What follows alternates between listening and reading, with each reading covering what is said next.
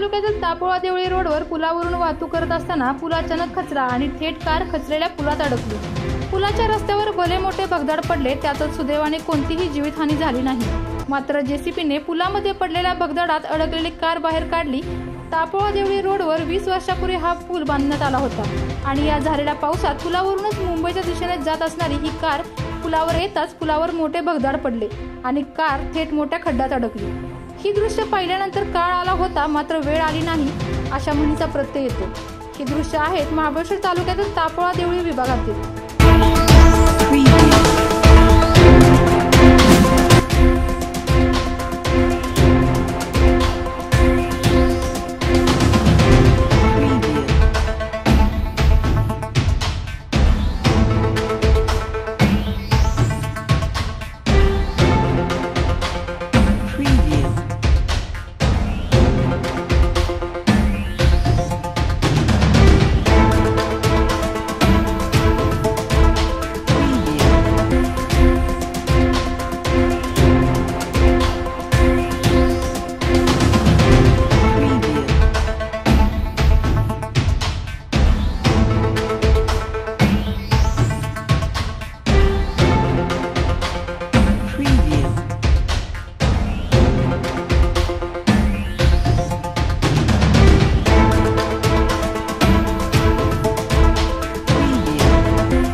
आपल्या तालुक्यातील जिल्ह्यातील बातम्या सर्वप्रथम पाहण्यासाठी आजच सातारा न्यूजला YouTube चॅनलवर सबस्क्राइब करा, लाईक करा, शेअर करा आणि बेल आयकॉन प्रेस करायला विसरू नका।